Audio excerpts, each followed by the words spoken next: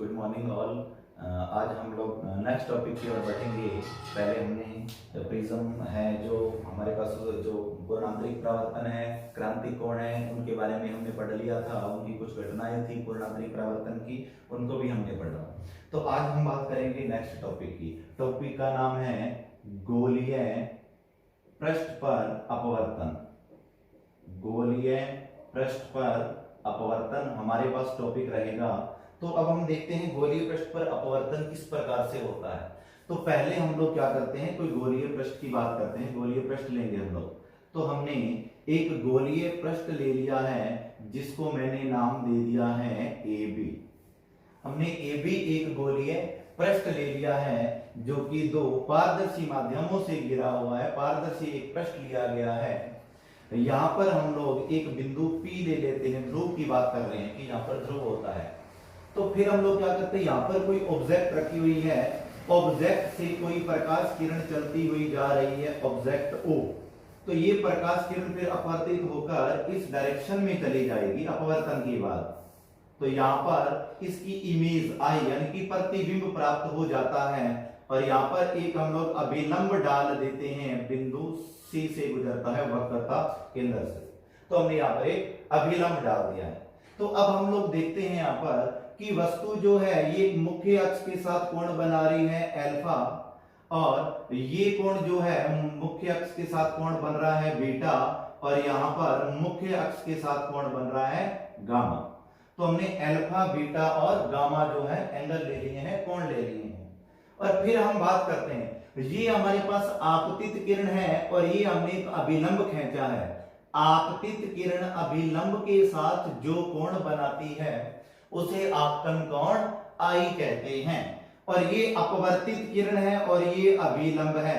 अपवर्तित किरण अभिलंब के साथ जो कोण बनाती है उसे अपवर्तन कोण आर कहते हैं। तो हमने आर से लिख लिया है। हम देखते हैं, एक हमने गोलीय पृष्ठ ए बी लिया है, इसका ध्रुव P है, ये मुख्य अक्ष गुजरता हुआ जा रहा है। यहां पर मुख्य अक्ष पर एक ऑब्जेक्ट वस्तु O रखी हुई है, जहां से प्रकाश किरण चली अपवर्तन के पश्चात इस प्रकार से यहां से गुजर चुकी है। और फिर हमारे पास क्या हुआ, पतित किरण चलेगी, ये हमने एक अभिलंब ले लिया है। ये आपतित किरण यहां कोण बना रही है अल्फा, और ये बीटा, और अपवर्तित किरण गामा बना रही है। और फिर हम लोग क्या करेंगे, आपतित किरण अभिलंब के साथ आपतन कोण बनाता है जिसे हम आई से रिप्रेजेंट करेंगे। और जो हमारे पास अपवर्तित किरण है अभिलंब के साथ रिफ्रैक्टेड एंगल अपवर्तन कोण आर बनाएगी। और हमने इस पॉइंट को कोई नाम दे दिया है M। ये हमने एक M पॉइंट ले लिया है। तो अब हम लोग देखते हैं इसको किस प्रकार से हम लोग सॉल्व करेंगे। तो सबसे पहले हम लोग यहां से देखते हैं कि पहले हम लोग बात करते हैं त्रिभुज O M एंड, या फिर आप लोग कोई भी बात कर लीजिए, हमें I और R की वैल्यू चाहिए जिस प्रकार से O M एंड C की।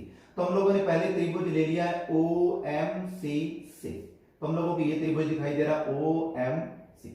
तो हम लोगों को पता है बाहरी कोण का मान आंतरिक कोणों के योग से प्राप्त होता है। आंतरिक कोण अल्फा और बीटा है O M C के अंदर, हम देख सकते हैं, ये हमें दिखाई दे रहा है O M C। इसके अंदर अल्फा और बीटा को जोड़ते हैं तो I इक्वल में रहेगा, I is equal to alpha plus beta. Equation number हमने इसको एक नाम दे दिया है। और उसके बाद यदि हम लोग देखें जो है CMI से, ट्राइंगल CMMCI जो भी हम लोग देख रहे हैं, तो यहां से देखते हैं हमें क्या फाइंड आउट होता है। तो यहां पर R और गामा दोनों को ऐड करते हैं तो बाहरी कोण बीटा हमें प्राप्त हो जाता है। यानी कि आंतरिक कोणों को जोड़ने से बाहरी कोण की वैल्यू प्राप्त हो जाती है। अर्थात बीटा इक्वल रहेगा गामा प्लस R की। तो हम लोगों ने यहां से इनकी वैल्यू को प्राप्त किया। तो इक्वेशन एक कभी नाम नहीं देंगे। तो यहां से इफ हम लोग I की वैल्यू तो हमने फाइंड आउट कर ली है, यहां हम R की वैल्यू फाइंड आउट करते हैं। तो R is equal to beta minus gamma हमें प्राप्त होता है। इसको इक्वेशन 1, इक्वेशन 2 हमने नाम दे दिया है। अब हम लोग इसको आगे की तरफ देखते हैं, हमें क्या क्या प्राप्त होगा यहां से। तो हम लोगों को पता है एक हम लोग क्या करते हैं, बिंदु M को हम P के निकट मान लेते हैं, या फिर इसको एक हम लंब संधिभाजक मान लेते हैं। चाहे तो आप लोग इस प्रकार से एक लंब भी डाल सकते हो जिसको हम P डैश नाम दे सकते हैं, ताकि त्रिभुज का निर्माण हो जाए। अदरवाइज आप ऐसा नहीं करोगे तो इस रेखा को हम लगभग सीधी माने तो हम लोग देखेंगे कि यहाँ से एक हम लोगों को समकोण त्रिभुज प्राप्त हो रहा है जिसका नाम है MOP। MOP तो हम पहले ये त्रिभुज लेते हैं, M समकोण त्रिभुज MOP से। तो देखेंगे MOP से हमें क्या प्राप्त होगा। तो हम लोग बात करते हैं यहां से MOP, यहां पे देखते हैं हम लोग ये त्रिभुज बन रहा है यदि इस रेखा को सीधा माने तो। अदरवाइज आप एक लंब बाण भी डाल सकते हो जिसको P डैश या कोई भी नाम दे करके, तो कि P और P डैश को अति निकट कर लेंगे तो हम यहां से दूरियां ले सकते हैं। तो हम लोग यहां से देखते हैं MOP ये वाला ट्रायंगल में दिखाई दे रहा है। हम बात करते हैं यहां से अल्फा एंगल की। अल्फा अप्रोक्स हमने बहुत छोटे कोण के tan अल्फा के इक्वल मान लिया है। तो यहां से क्या प्राप्त होगा, tan अल्फा लंब बटे आधार होता है tan, तो लंब है हमारे पास MP, आधार है OP, तो हमें प्राप्त हो जाएगा MP अपॉन OP। तो ये अल्फा की वैल्यू आई है। इसी प्रकार से हम बात करेंगे समकोण त्रिभुज। हम नेक्स्ट की बात करते हैं MCP, MPC जो भी ले रहे हैं हम, MPC MPC जो भी समकोण त्रिभुज MPC से।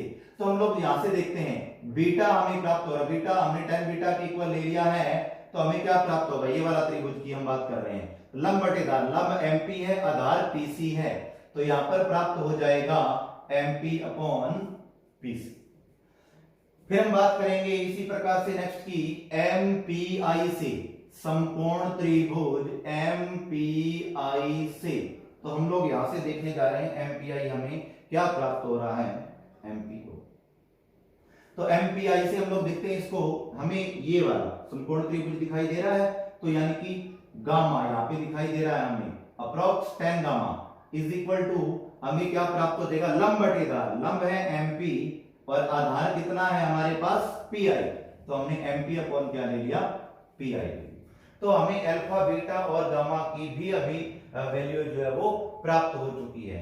तो आगे की तरफ हम लोग देखते हैं कि इसको इक्वेशन नाम दे देते हैं हम लोग 3, इसको इक्वेशन नंबर हमने नाम दे दिया है 4, इसको इक्वेशन नंबर हमने नाम दे दिया है 5। इसके बाद हम देखते हैं, मान लिया इसका अपर्तनांक n1 है, इस माध्यम का अपर्तनांक n2 जहां पर ले लिया हमने, तो यानी कि फिर हम लोग स्नेल का नियम लगाएंगे। स्नेल का नियम क्या कह रहा है हमें, स्नेल नियम से, तो n2 upon n1 is equal to sine I upon sine R होता है स्नेल के नियम से। बहुत छोटे कोण के लिए हमने ले लिया साइन I अप्रोक्स इक्वल होगा I के, और साइन R अप्रोक्स इक्वल रहेगा R के। अल्प कोणों के लिए, न्यून कोणों के लिए I और R बहुत छोटे हैं। तो फिर हमें क्या प्राप्त होता है यहां से, n2 upon n1 is equal to I upon R। फिर हम लोग यहां से देखते हैं हमें क्या मिलेगा, n1I is equal to n2R। हम लोगों को ये इक्वेशन प्राप्त हो रही है यहां से। फिर हम लोग यहां से क्या करते हैं, I और R की वैल्यू उठा के रख देते हैं। हम लोग यहां से देखेंगे I की वैल्यू इक्वेशन नंबर 1 से और R की वैल्यू इक्वेशन नंबर 2 से। तो हम लोग यहां पर देखते हैं I और R की वैल्यू पुट करने जा रहे हैं। I की वैल्यू हमें दे रखी है अल्फा प्लस बीटा, और फिर हम लोगों को R की वैल्यू दे रखी है बीटा माइनस गामा। तो अब हम क्या करेंगे, अल्फा और बीटा और गामा की value equation number 3, equation number 4 और इक्वेशन नंबर 5 से हमें दिखाई दे रही है, जो कि हम लोग यहाँ पे पुट कर देंगे। n1 अल्फा की वैल्यू हम लोगों को दिखाई दे रही है यहाँ पर MP अपॉन में OP। तो हम अल्फा की वैल्यू इक्वेशन नंबर 3 से MP अपॉन OP इस अल्फा की जगह पर पुट कर देंगे, तो ये प्राप्त हो जाएगा MP अपॉन OP प्लस, फिर बीटा की वैल्यू हम देखेंगे इक्वेशन नंबर 4 से। बीटा की वैल्यू हम इस बीटा की जगह पुट करेंगे, तो हमें प्राप्त होता है MP upon PC is equal to n2। Then beta की वैल्यू रिपीट करते हैं हम लोग, MP अपॉन PC, वापिस ये वैल्यू पुट करेंगे बीटा की हम लोग, माइनस गामा, हमें गामा की वैल्यू दिखाई दे रही है MP अपॉन PI, जो कि इक्वेशन नंबर 5 के अंदर पड़ी हुई है। तो ये हमें प्राप्त हो जाएगा। फिर हम लोग आगे की तरफ देखें, N1 पढ़ा है और हम लोगों को यहाँ पर MP दिखाई दे रहा है, कॉमन आ रहा है पूरे में से, OP plus 1/PC is equal to, इसमें से भी MP कॉमन आ रहा है, 1/PC माइनस 1/PL। फिर हम लोग देखते हैं MP से MP को हम लोगों ने कैंसिल कर दिया है, पीछे बचेगा N1 1/OP plus 1/PC is equal to N2 1/PC minus 1/PL। तो ये हमें अभी तक इक्वेशन प्राप्त हो चुकी है। अब हम इनकी वैल्यूज देखते हैं। O वस्तु की ध्रुव से दूरी होती है U, लेकिन माइनस का U रहेगा आपतित किरण के विपरीत दिशा में होने के कारण। C वक्रता केंद्र की दूरी होती है, वक्रता त्रिज्या की कैपिटल R होती है ध्रुव से, और जो प्रतिबिंब की दूरी होती है वह V होती है ध्रुव से। तो हमने ये दूरी, ये धनात्मक आएगी, क्यों? क्योंकि आपतित किरण की दिशा के अंदर रहेगी। और फिर हम लोग क्या करेंगे, इनकी वैल्यू पुट करते हैं।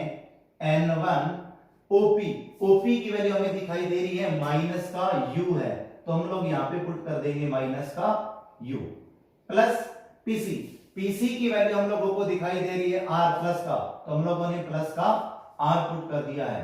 N2 PC की वैल्यू है R और PI की वैल्यू है V, तो हम लोगों ने वैल्यूज इनकी जो थी वो पुट अप कर दी। तो हम लोग इनको देखते हैं आगे हमें क्या प्राप्त होता है।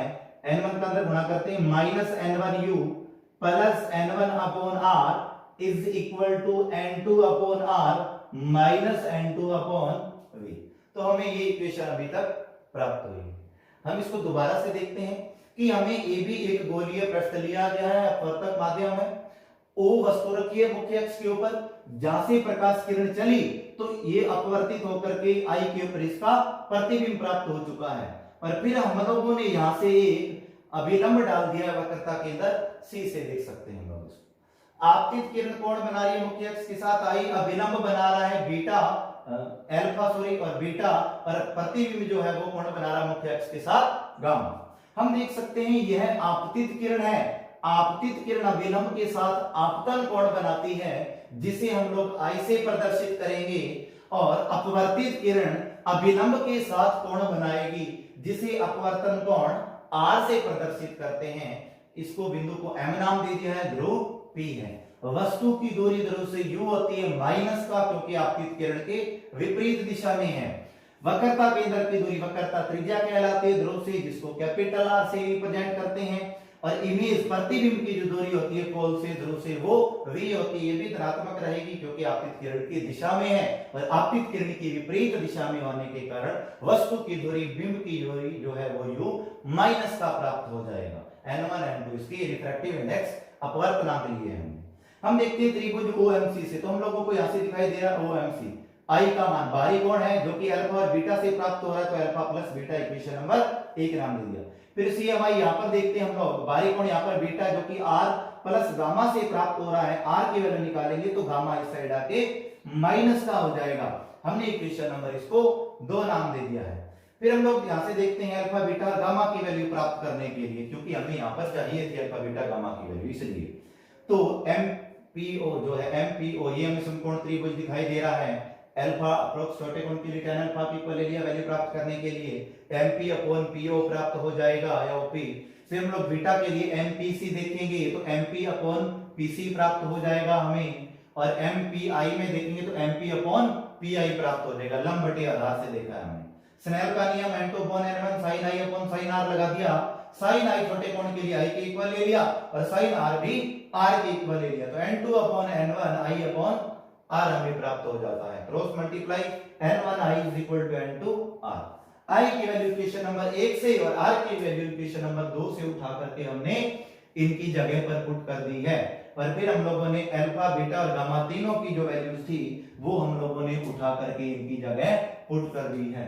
और फिर हम लोगों को आगे हमने क्या किया, यहाँ से MP कॉमन लिया, यहाँ से भी MP से MP कैंसिल हो जाएगा, पीछे बचा हुआ हमने लिख लिया है। OP, PC और PI की वैल्यूज -U प्लस R और प्लस B जो है हमने पुट कर दी, फिर हमने N1 का अंदर मल्टीप्लाई कर दिया है। तो आगे की तरफ अब हम लोग इसको देखते हैं हमें क्या प्राप्त होता है, इसकी वैल्यू क्या रहेगी।